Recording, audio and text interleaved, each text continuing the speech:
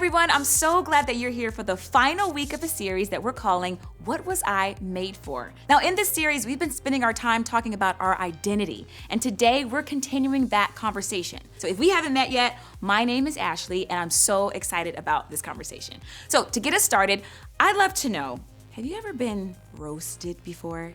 You know what roasting is, right? It's when someone is made fun of because of something they were wearing or something they did or something they said. Most of the time, roasting is just for fun and laughs. And whether with family or friends, I think it's safe to say that we've all been roasted about something. Okay, so when I was in middle school, I was invited to a costume party. And I was so excited about this party, I was determined my costume was gonna be a supermodel. And so I got all dressed up and I spiked out my hair, and it was just my version of what I thought supermodels look like.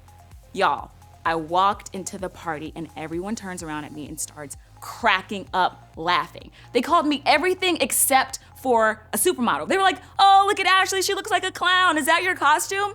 I was crushed, but honestly, I kind of secretly laughed too. Like, I knew that my friends were just playing around and that was just their way of having fun. You see, roasting culture isn't something that's new. It's been a thing that enemies and even friends have done forever. But here's the thing. In the moment when we're being roasted, we pretend that it doesn't hurt us. Or we pretend that others' opinions of us just don't matter. We just roast them back and move on. No harm, no foul, right? No, wrong.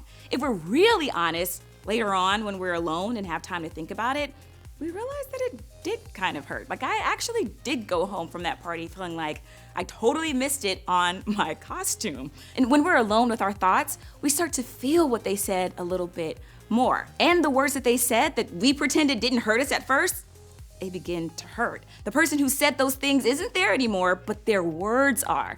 We start internalizing those words, and we know that what they said was just supposed to be a joke, but it doesn't always feel like that now. It feels very real, and we start to wonder if maybe they were right about us. Now, even more than that, what if what was said about you, that's something that really hurt you, is something you can't change, like a costume? Sometimes things are said about us in a joking way that we really can't do anything about, which makes it sting so much more. And that person's words, opinions, or maybe even their actions start to take over our thoughts, especially when it comes from someone we know and care about. Now, sometimes we aren't teased or roasted directly.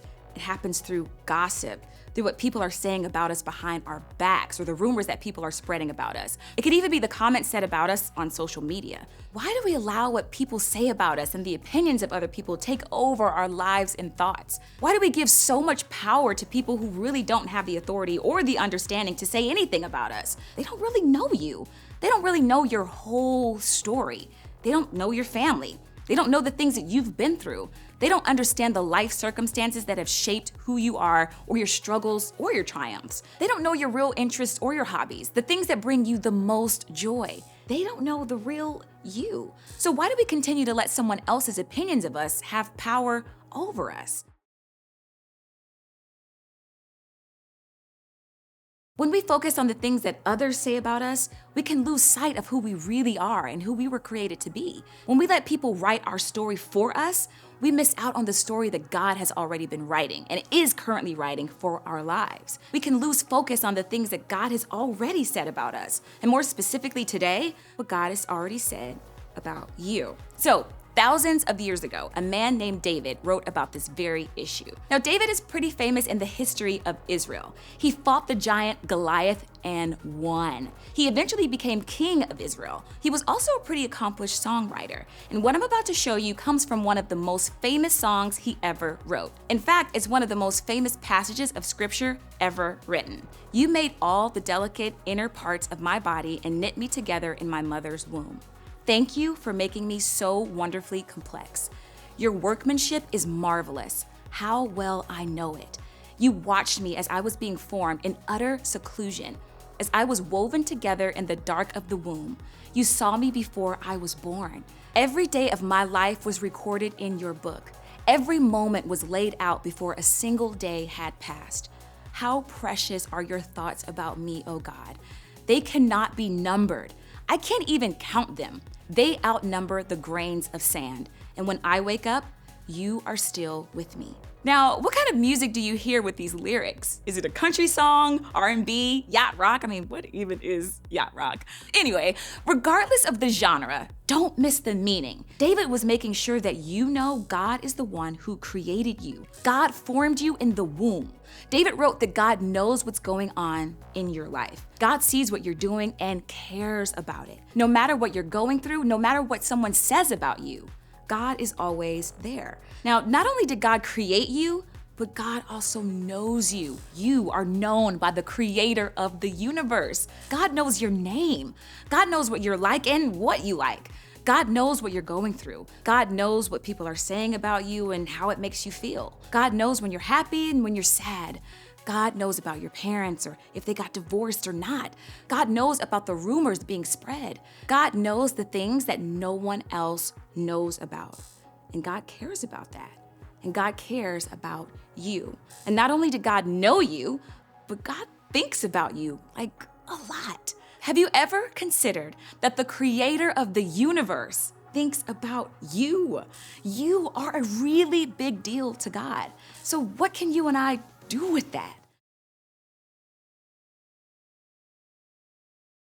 Here's what I'd love for you to consider. When someone says something unkind about you, you will almost always be left with the thoughts and the feelings and maybe even the embarrassment of whatever was said. But the person who said it is not even thinking about you anymore. Now, in those moments, I want to encourage you to remember that God is constantly thinking about you. And when God thinks about you, God thinks good things. Good things because God made you. God sent Jesus to die for you and brought Jesus back to life so that God can have a relationship with you. God made you wonderfully and marvelously. No matter what anyone else says about you, this is the truth. What God says about you matters the most. And that's true because the creator of the universe says it's true about you. The only person who has the authority to say anything about you is the one who created you. So the next time someone says something about you and you find your thoughts just taken over by their words, remember this: I am made for more than what others think of me. So when you move to group, ask yourself this question: how can you remember what God has said about you?